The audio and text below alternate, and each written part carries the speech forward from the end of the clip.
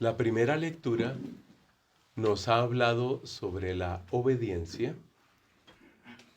y también sobre las graves consecuencias que tiene la desobediencia.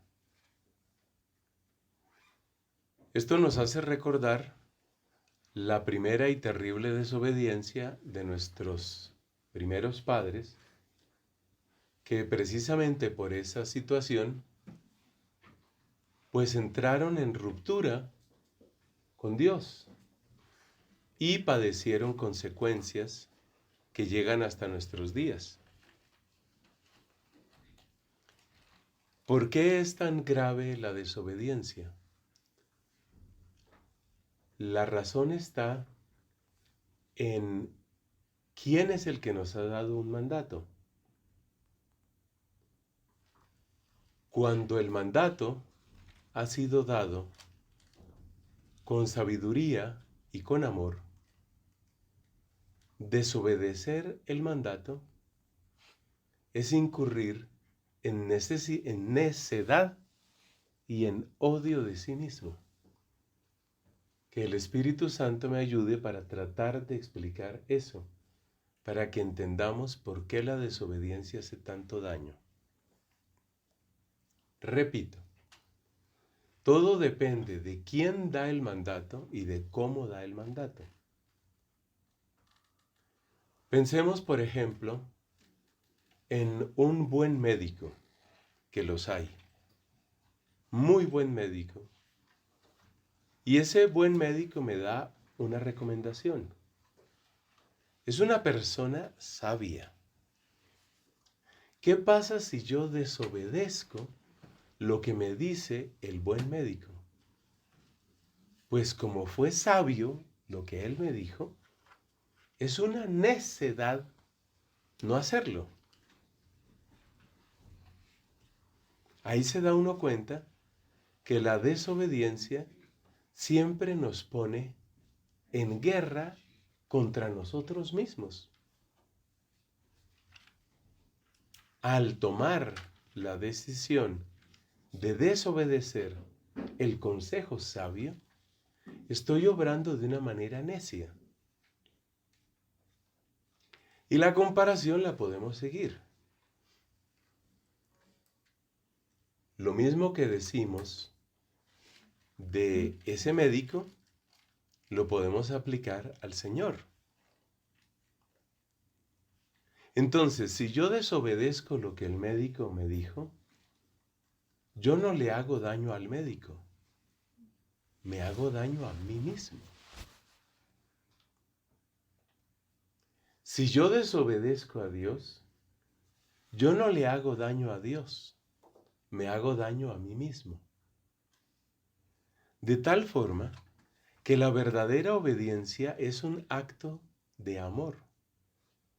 Amor a Dios porque le reconoce su autoridad, su poder, su sabiduría y su bondad. Pero también amor a uno mismo.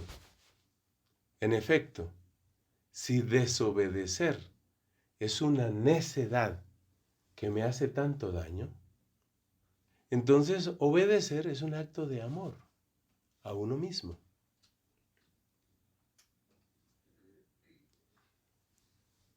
Al hablar de quién da el mandato, hemos mencionado dos características.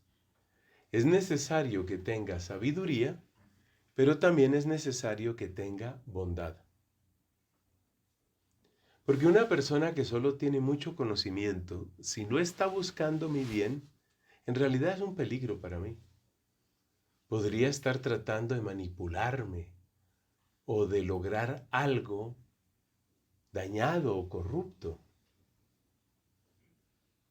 Pero si la persona es sabia y es buena, entonces queda confirmado que no solamente es sabio seguir el consejo sabio, sino que sería un acto de odio a uno mismo no seguir ese consejo. Porque es una palabra que ha sido dicha con bondad. La sabiduría de Dios no tiene límite, la de cualquier médico tiene límite. Por eso hasta los médicos más ilustres A veces se quedan perplejos ante una enfermedad. Pero la sabiduría de Dios no tiene límites. La bondad humana puede tener límites muchas veces, pero la bondad de Dios no tiene límites. Dios me conoce perfectamente e infinitamente y me ama perfectamente e infinitamente. Entonces no puede haber necedad más grande y no puede haber daño más grave que yo me cause que desobedecer. Sin embargo, eso es lo que hacemos cuando pecamos. De estas reflexiones nos queda claro por qué es tan importante la obediencia. Ante todo, la obediencia a Dios, porque no se nos debe olvidar lo que dijo el apóstol Pedro junto con el apóstol Juan en el libro de los Hechos de los Apóstoles. Hay que obedecer a Dios antes que a los hombres. Con estas claridades, volvamos al texto de la primera lectura y tratemos de entender por qué Saúl cometió ese error. ¿Por qué Saúl cometió esa desobediencia? Al principio uno se queda perplejo. A ver, ¿qué fue lo que Dios le mandó? Lo que Dios le mandó fue que exterminara a los amalecitas. Queda para otra ocasión explicar eso de exterminar pueblos. Cualquiera diría, no, ese es un Dios genocida y bueno, vienen toda una serie de acusaciones. Y las explicaciones respectivas que se han dado en otros lugares son muy largas para darlas aquí. Así que dejemos simplemente el dato. Dios le había mandado dos cosas. Dos. Primero, usted me elimina a los amalecitas. Y segundo, todo el botín de los amalecitas, usted lo va a destruir. O como se decía en aquella época, lo va a entregar al anatema. Usted tiene que destruir ese botín.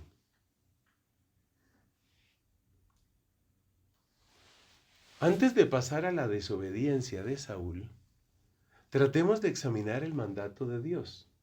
Repito, en este momento no entramos en la parte de eliminar a los amalecitas.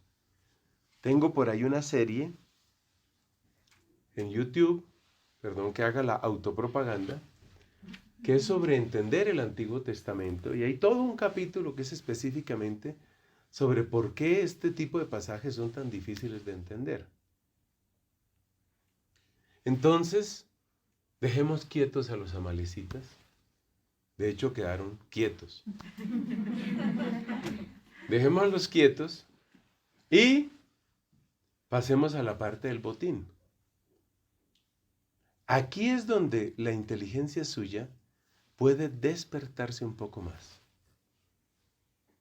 ¿Qué significaba el mandato de Dios de eliminar el botín de los amalecitas? A las y a los amalecitas los dejamos quietos, con ellos no nos metemos hoy. Yo voy a hablar solamente del botín. ¿Por qué Dios manda eso? Observe usted que es un mandato raro, es un mandato extraño, porque la época a la que nos estamos refiriendo, este es el siglo XI antes de Cristo, es una época de grandes escaseces. O sea, todo podía ser riqueza. Los vestidos. Hacer un vestido costaba mucho tiempo y mucho esfuerzo. Entonces, hacerse con la ropita, con los trajes de los amalecitas, eso ya era riqueza. De hecho, eso era parte de lo que robaban, o de lo que se consideraba botín de guerra, los trajes. Las telas eran muy, muy resistentes y costaba mucho trabajo hacerlas. Luego piense usted en todos los pertrechos necesarios para, qué sé yo, los caballos o las bestias que utilizaran los amalecitas. Y sobre todo los ganados. O sea, todo ese poco de comida que además se puede multiplicar porque el ganado se puede multiplicar. O sea, ¿por qué? Cierto, lo preguntamos con respeto, pero lo preguntamos, ¿por qué Dios quería que se eliminara todo eso? Al respecto, hay 3 explicaciones que conviene examinar. La primera es de tipo religioso. Como este era un pueblo idólatra y cruel, es algo así como las leyes de pureza que aparecen en el Levítico o en otros libros del Antiguo Testamento, donde no se toca nada. Entonces esa es una primera hipótesis. Es un pueblo tan corrupto, tan sádico, tan cruel, tan enemigo de Dios, que quedarse con lo de ellos es como quedarse con algo impuro. Ese argumento no es muy fuerte, pero a la luz de lo que se manda en otros textos del Antiguo Testamento es algo que tiene sentido. Como quien dice, no se quede con lo que es propio de los impuros. Usted se da cuenta que, por ejemplo, en esa legislación de Moisés se dice, usted no toque nada de lo que es del impuro. Bueno, esa es una primera respuesta. No es la mejor respuesta, pero, o digamos, no es la que más nos convence, pero es la primera respuesta que tiene sentido a la luz de los textos del Antiguo Testamento. Eso es lo primero. Lo segundo tiene que ver con el hecho de que en ese botín, en esa riqueza, fácilmente entra la soberbia y entra la codicia. Si tú vences a un pueblo y te vuelves rico, es muy posible que se te despierte la codicia de seguir haciendo lo que han hecho todos los conquistadores, tipo Alejandro Magno o Julio César o los que sean. ¿Qué han hecho todos los conquistadores? Seguir atacando pueblos y seguirse adueñando de cosas. Entonces, al eliminar el botín, se corta de raíz la soberbia y la codicia. En este caso no estaríamos ante una motivación puramente religiosa, es decir, de leyes de pureza, sino que estaríamos ante una motivación moral.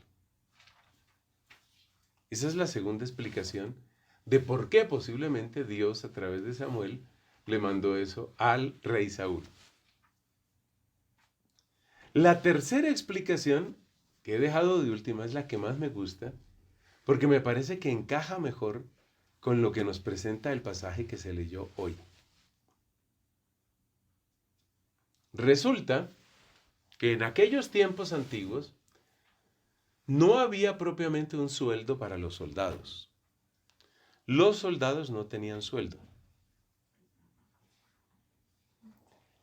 Entonces, ¿cómo mantienes tú motivados a los soldados?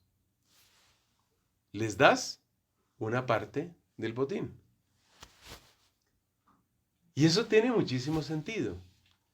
Tiene mucho sentido porque en la lectura que escuchamos nos damos cuenta que Saúl, tratando de explicarse, más o menos como un niño regañado, él sabe que su explicación no va a servir para nada.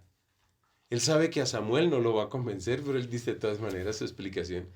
Él dice, si mis hombres se quedaron con algo de... Dice él, ¿no? Si se quedaron, claro que se quedaron con una cantidad de ganado y una cantidad de cosas. Fue para ofrecerlo después en sacrificio en Gilgal. Una historia que no se la cree ni él. Entonces, en aquellas culturas antiguas, el sueldo de los soldados era el botín. Y aquí hay que decir algo muy triste y vergonzoso para la raza humana. Y es que muy a menudo ese botín incluía seres humanos en forma de esclavos, en forma de esclavas, en forma de concubinas, tener muchas mujeres para violar. Es algo muy deprimente tener que decir esto, pero las mujeres eran consideradas una parte importante del botín. Tener hartas mujeres para poseerlas, para violarlas o para tenerlas de esclavas. Pero la cosa no termina ahí.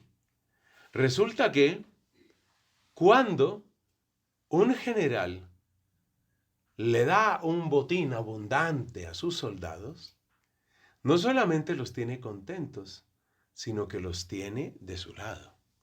Es decir, que él mismo crece. Uno se da cuenta de esto leyendo historias de tiempos antiguos. Entonces uno se da cuenta, por ejemplo, cómo todos estos antiguos generales se preocupaban de que hubiera buenos botines para sus soldados. Era muy importante eso. ¿Por qué querían eso? Pues porque eso era crecer en su popularidad. Es decir, hacer más fuerte el vínculo entre el soldado y el general. Si usted es soldado, la vida del soldado siempre ha sido una vida difícil, casi diría que en muchas ocasiones una vida miserable, llena de privaciones, incertidumbres, miedo, privaciones.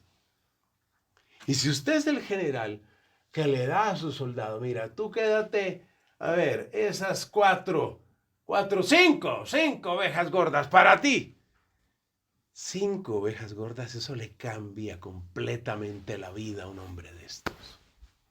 Él reparte los ganados y él crece en su popularidad, porque aparece como el gran proveedor de riqueza. Entonces detengámonos un momento para hacer balance de las 3 explicaciones. La primera es puramente religiosa. Leyes de pureza, no tocar lo que es impuro, todos esos son unos idólatras crueles. La segunda es una motivación moral. No es bueno que se enriquezcan porque se les aumenta la codicia y empezarán a luchar contra otros pueblos, ya no por otro motivo, sino solo por pillaje. No sirve.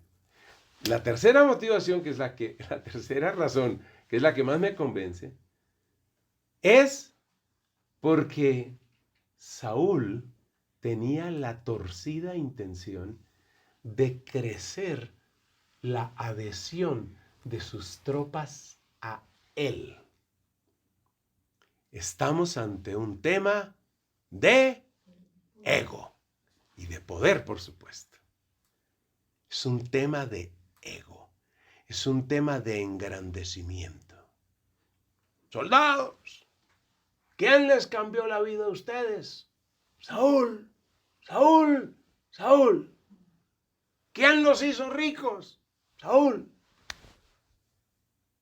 Saúl, no Dios. Hay que reconocer que el mandato de Dios es una cosa muy complicada. Meterte tú en una batalla con todo lo que eso implica.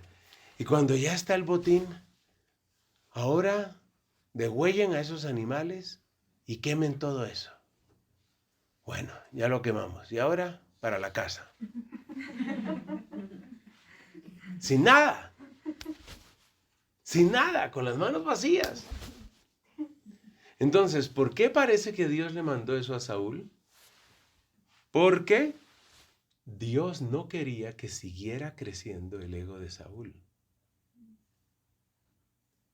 Esa es la razón principal.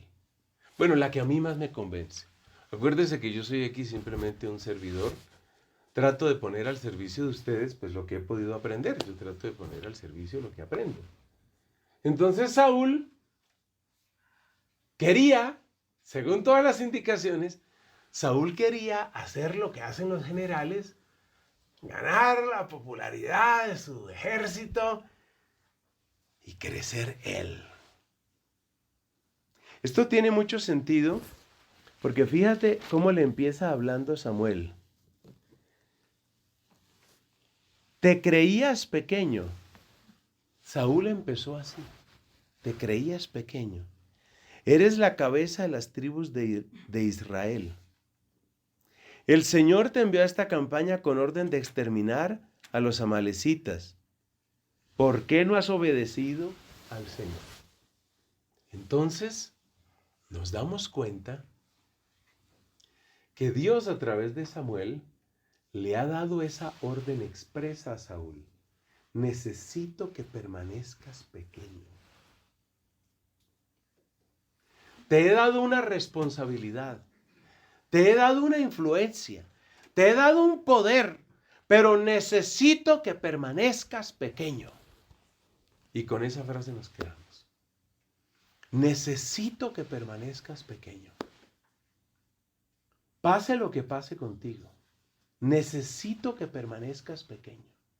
Porque tú antes eras pequeño. Tú te creías pequeño. Pero ahora, fíjate que ahora tiene sentido lo que estamos diciendo.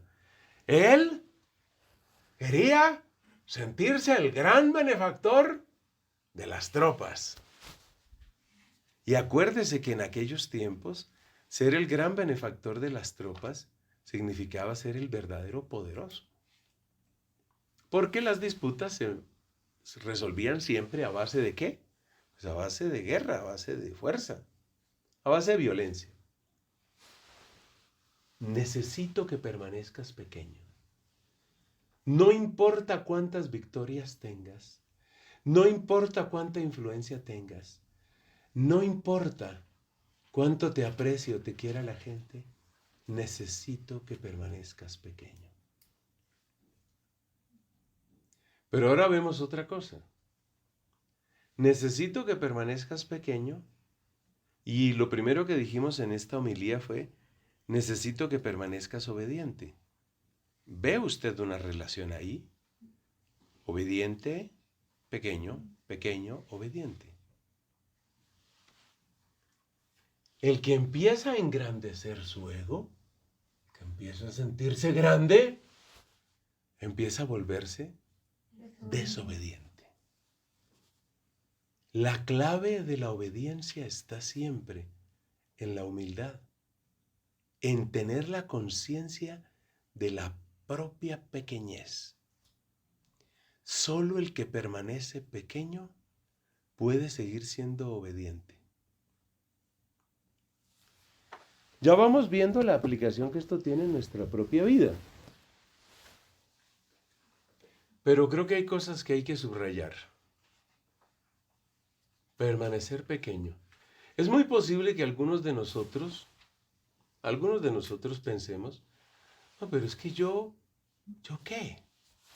Yo realmente, pues así, grande, poderoso, influyente, no soy.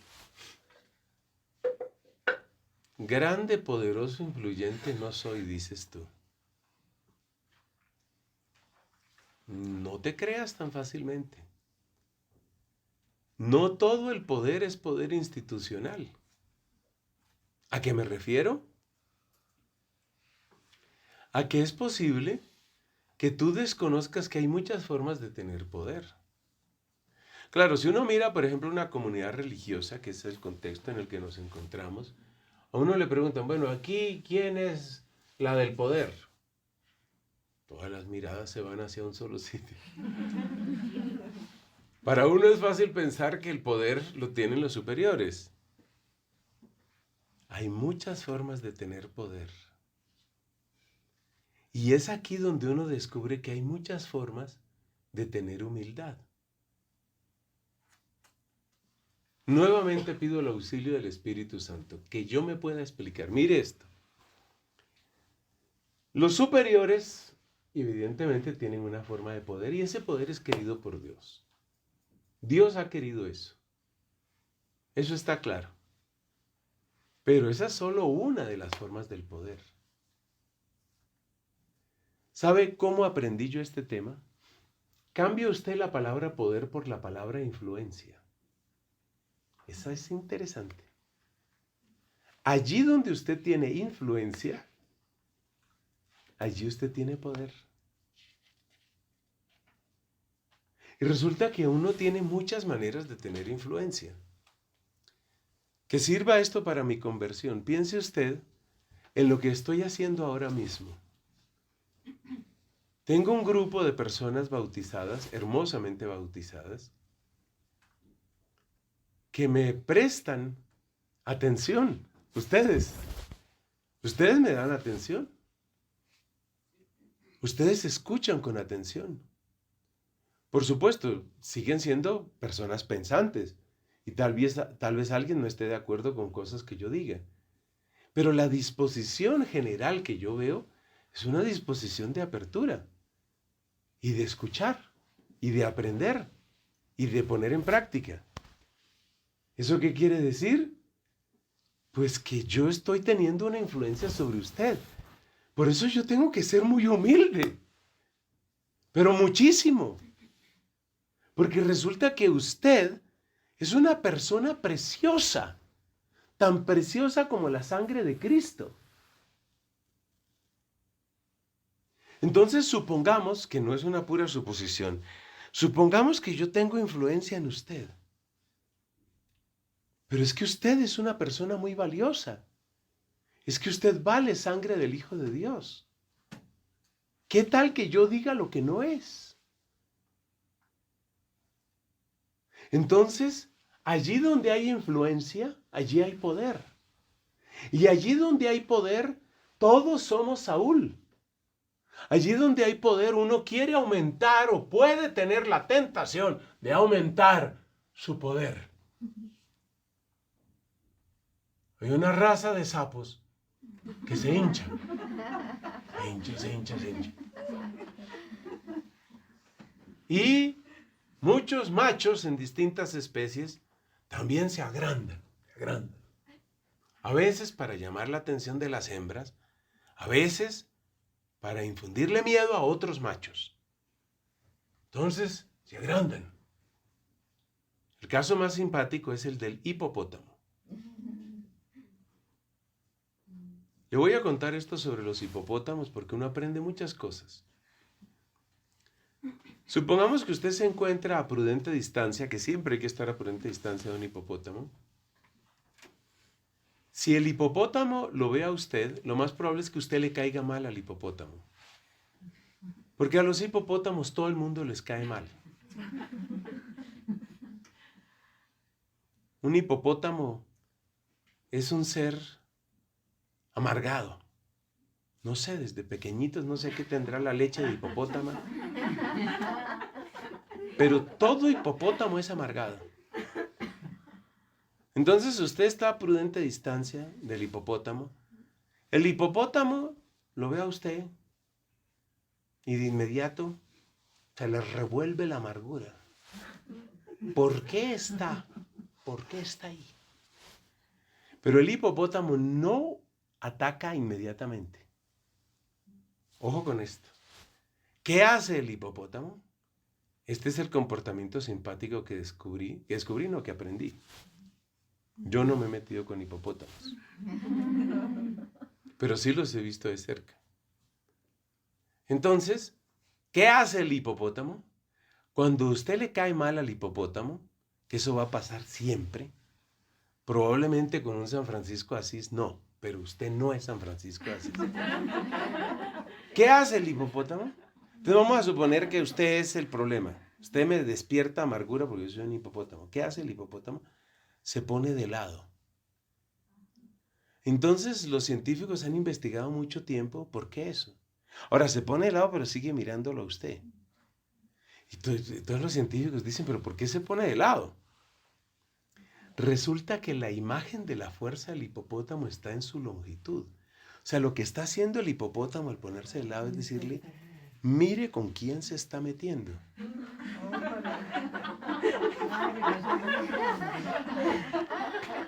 Entonces los hipopótamos muestran su fuerza. ¿Cómo la muestran? De lado. Ponen así de lado. Míreme bien. Ese es el hipopótamo. Todos tenemos no solo algo de Saúl, sino algo de hipopótamos. Hay poder donde hay influencia. Y si usted se pone a pensar, usted tiene influencia sobre mucha gente. Usted dice, no, yo soy una religiosa. Además, muchos de ustedes pues tienen esa voz suave, que es la voz típica de la mujer, una voz suavecita, dulce muchas veces. No, yo soy una religiosa únicamente. Estoy en un jardín infantil. Y allá. O sea, ¿yo qué poder? Yo no tengo ningún poder. Yo estoy allá en el jardín infantil. Usted en el jardín infantil tiene un poder tremendo.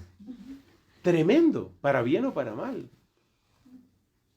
Resulta que muchos de esos niños, si dijimos jardín infantil, pues niños, muchos de esos niños confían en usted.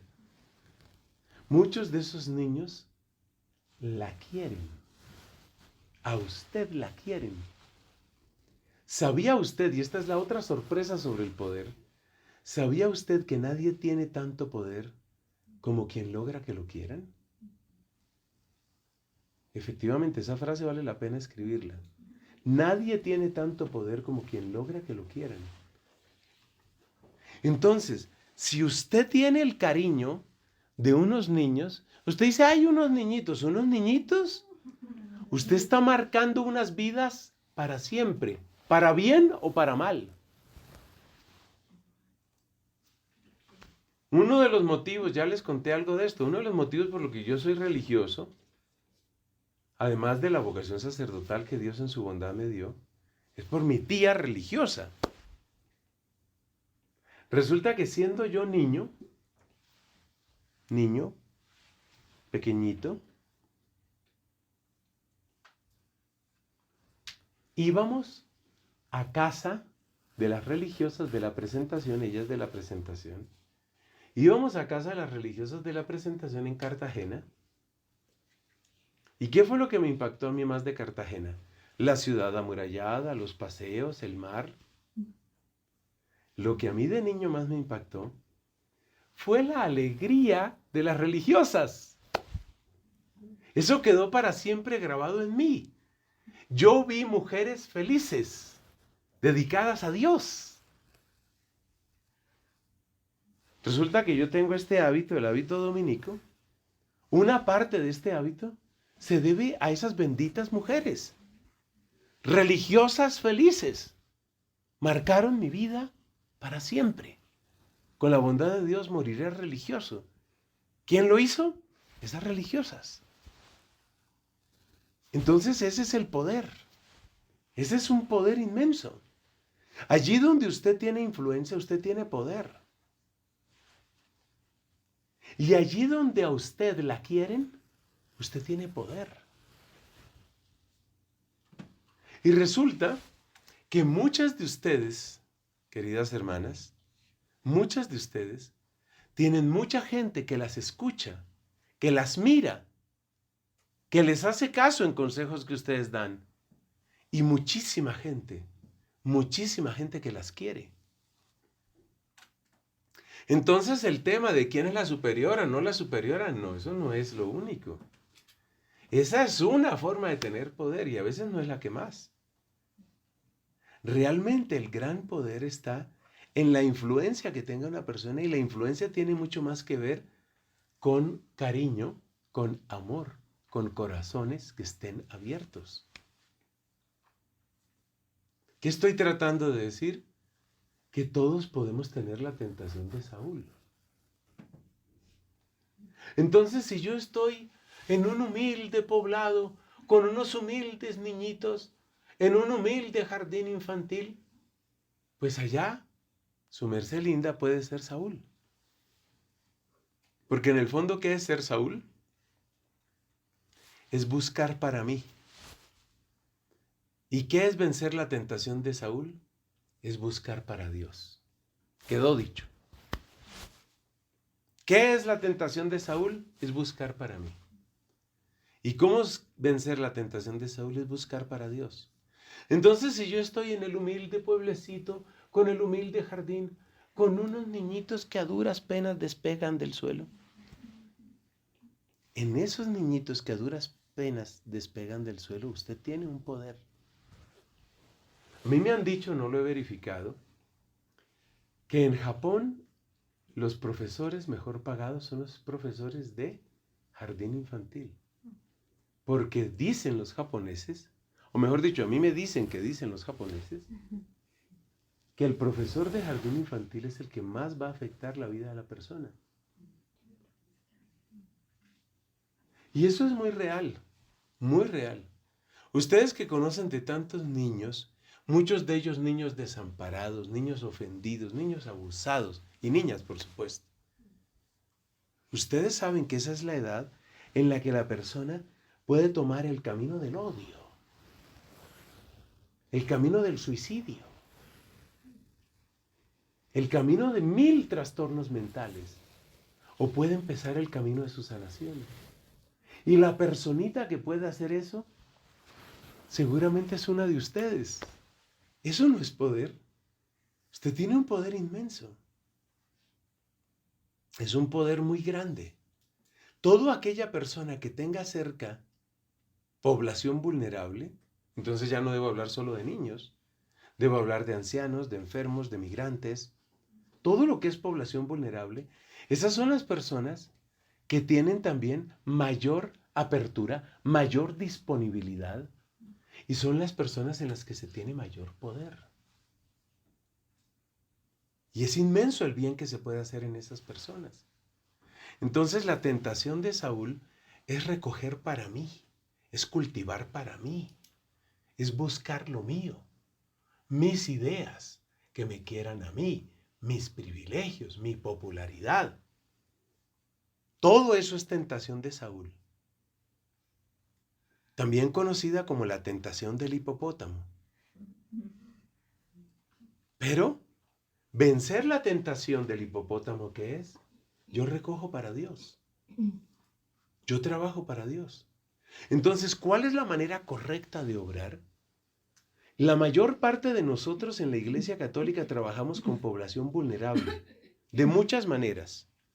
A veces porque son relativamente niños o jóvenes, a veces porque son ancianos, porque son enfermos, etc. La Iglesia Católica, más que ninguna otra institución, trabaja con población vulnerable y ahí tiene su verdadero poder que debe saber utilizar para el bien. Entonces, en el momento en el que yo llego a trabajar con un grupo de abuelitos, yo debo pensar qué gran responsabilidad he recibido. Esta es población vulnerable y este es un momento muy importante. Hay un sacerdote de mi comunidad bastante mayor que él dice que ningún apostolado ama más que trabajar con enfermos terminales, agonizantes. Él dice, ahí es donde se asegura la eternidad. Y este sacerdote que nos ha dado tanto testimonio, para mí es muy acertado en lo que está diciendo. Entonces, por ejemplo, los abuelitos, ¿no? Un poco de viejitos ahí. Y es pues pasarle la comida a su tiempo y bueno, ver que estén bien y que estén más o menos aseaditos y que... No. Usted tiene el poder de preparar a esa persona para la eternidad. Si nadie se lo había dicho, se lo digo yo. ¿Usted para qué está en un ancianato? Sirviendo. ¿Para qué está con esos abuelitos sirviendo? ¿Para qué? Para ayudar a que todo lo que se tenga que sanar y limpiar de la vida de esa persona se sane y se limpie a tiempo, de tal modo que la persona muera en plena amistad con Dios y esté para siempre con el Señor. Para eso tenemos las casas que tenemos, para eso son. Entonces, ¿qué es recoger para Dios? Recoger para Dios es poner primero los intereses de Dios.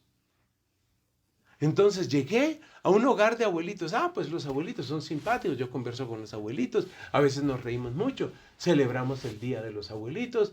Y a veces hacemos unas integraciones y entonces bailan y... Bien. Excelente. Todo eso está bien. Pero usted tiene claridad sobre el hecho de que usted tiene una influencia sobre esos seres humanos. Usted tiene poder. Entonces lo más importante...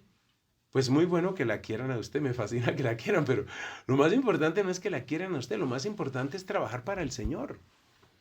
Lo más importante es recoger para Dios. Entonces, cuando ustedes examinen las obras, que obviamente toda comunidad religiosa tiene que examinar esta obra cómo va, cuando ustedes examinen las obras, lo que tienen que preguntarse es eso. ¿Y el fin sobrenatural de esto? ¿El fin sobrenatural de esto qué? La pregunta no es únicamente si los abuelitos están bien, si se ríen, si están aseados. No, la pregunta es, hermana, ¿usted considera que abuelito que se muere es abuelito que va para el cielo? Esa es la pregunta que hay que hacer. ¿Usted considera eso? ¿Lo tiene claro? Más o menos. Esa es la verdadera influencia. Lo demás es únicamente trabajar para que nos quieran. Que es poca cosa, pues es bonito, a quien no le gusta que lo quieran. Además, pues hay abuelitos y hay abuelitas que son más o menos queridos, simpáticos, y algunos son muy agradecidos. Ay, hermanita, tan linda usted tan buena, tan buena. Y uno sin darse cuenta puede empezar a trabajar para uno mismo. Entonces usted empieza a ponerse de lado. Tenga cuidado. Tenga cuidado con el ego. Es que el ego se mete debajo de todos los hábitos. Usted no piense que el hábito es impermeable. Nada, el ego se mete y usted empieza a sentir que usted es la hermanita linda y que usted es medio santa y que usted es... No, usted tiene que hacerse preguntas. ¿Estoy trabajando para el Señor, sí o no? Porque eso fue lo que le falló a Saúl. Eso fue lo que le falló a Saúl. Saúl estaba era sacando pecho y diciendo, bueno, aquí reuní, a ver, tropas, ¿quién les dio lo que tienen? Saúl, Saúl, Saúl. Ah, bueno, bien, mañana les vuelvo a preguntar. No, nosotros es para el Señor, todo es para el Señor. Cualquier población que sea es para el Señor. Muy especialmente en lo que es formación, hay que tener un corazón muy, muy dispuesto. Dios mío, tú quieres escribir una historia de excelsa santidad con esta hermana. Tú quieres escribir una historia de santidad. Dios mío, ayúdame. ¿Qué puedo yo hacer para que salga una historia de santidad aquí? Como usted se da cuenta, y con esto terminamos, hoy nos tocó predicación de la primera lectura. Como usted se da cuenta, esto se une con otros temas que hemos tratado en el retiro. Especialmente aquello de no ser dueños. No ser dueños, no seamos dueños. Para mí lo bueno es estar junto a Dios.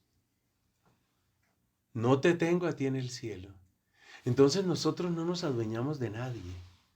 Servimos, ay, que Dios lo permita, servimos a la gente. Los servimos con amor, pero preparándolos para Dios, para Dios, para Dios. Son de Dios. Lo primero que uno tiene que pensar, sobre todo cuando llega un nuevo apostolado, son de Dios. No son míos, son de Dios. Voy a ver cómo puedo servirlos para que crezcan en su camino hacia el Señor, pero son de Dios. Ahí no importa si son chicos, jóvenes, abuelos, casados, solteros, eso no importa, son de Dios. Él los adquirió, Él los adquirió, son de Él. Entonces a mí lo que me toca es simplemente servir todo lo que yo pueda y lo mejor que pueda para que crezcan en su camino hacia Dios, mientras el Señor me lo conceda. Terminado ese servicio, porque ya no pude servir más, seguiré orando, claro, seguiré orando por esas personas. ¿Hasta cuándo? Hasta el día en que Dios diga, bueno, se acabó su tiempo. Lo que fue, fue. Nos vamos. Ay, ¿cómo así? ¿Cómo así que nos vamos? Sí, se acabó el tiempo. Pero ¿y todo lo que yo tenía que dar? Se le advirtió. ¿Se acuerda ese retiro en Marilandia? ¿Se acuerda o no se acuerda? Sí, sí me acuerdo. Entonces, ¿y entonces, Señor, qué será de mí?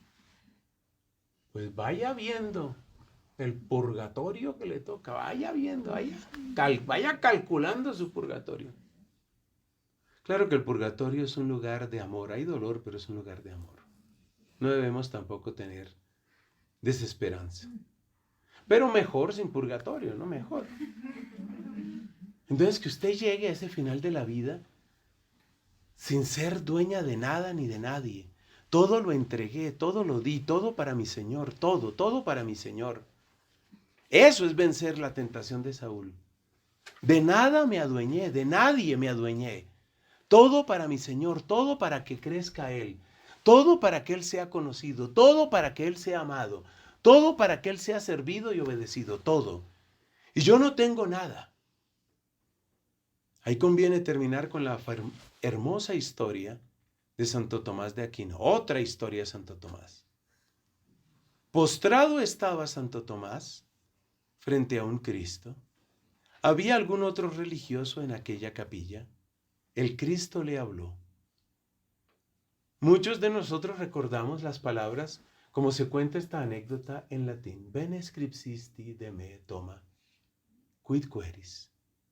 Has escrito bien de mí, Tomás, ¿qué quieres? Y responde Tomás, nil nisi te, Domine. Nada, solo a ti. ¿Ve? Libre. El hombre estaba libre de todo. ¿Usted se imagina lo que Dios puede hacer con religiosos así? ¿Con religiosas así?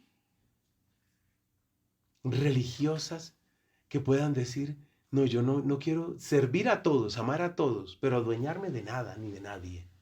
¿Usted se imagina una generación, una comunidad de hermanas con esa espiritualidad así fuerte? Uy, Dios mío, eso sería un torrente de santidad. Entonces la hermana muere. Llegó el momento de su muerte. Como diría San Ambrosio tiene un libro sobre la muerte. Como diría San Ambrosio, como ya ella venía muriendo, ya llega el momento de la muerte y es un paso más. Bueno, entonces se deja esto. Desprendida estaba también una mujer que no fue religiosa, Mónica, la mamá de Agustín. Por eso Mónica decía, como estaba tan desprendida hasta de su propia realidad corporal, ella decía, mire, no se encarten con el problema de mi cuerpo, que sea aquí, que sea en África, porque esa conversación la tuvo ella con Agustín allá en Italia. Que sea aquí, que sea en África, no importa. Y ella estaba suelta de todo. Bonito. Entonces se muere. Cierra los ojos, va a la gloria. Esa es la vida cristiana, mucho más la vida religiosa. Así hemos pasado de Saúl al cielo. De eso es de lo que se trata. Vencer la tentación de Saúl, recoger solo para Dios. Debo tener conciencia de que sí tengo influencia. Claro que tengo influencia. ¿En quién tengo influencia? En los que son preciosos para Dios, los más vulnerables, los más pequeñitos, los más frágiles. Por eso debo tratarlos con un infinito respeto, infinito, con una caridad muy grande, sin adueñarme de nadie. De tal manera que sean para Dios, porque son de Dios. Y así terminará mi vida y yo podré decir lo que dijo Santo Tomás de Aquino. Me preguntará el Señor, bueno, hermana, ¿y tú qué quieres? Tú trabajaste duro, ¿qué quieres? ¿Qué quiero? Yo no quiero nada, yo te quiero es a ti. Nil nisi te, Domine. Nada, solo a ti. Solo a ti, es que mi paga eres tú, mi felicidad eres tú. Así nos lo conceda el Señor. Vidas santas. Muertes santas. Pero sobre todo comunidades santas. Es muy hermoso ver una religiosa que realmente se empeña con todo su amor por ser de Cristo. Pero infinitamente más bello es ver una comunidad. Una comunidad que con generosidad está en esa actitud de buscar la gloria divina. Eso es algo muy hermoso. Que lo conceda el Señor y que se lo conceda a esta comunidad. Que ustedes sean esa comunidad en la iglesia. Se lo pido al Señor que tanto las ama. Amén. Amén.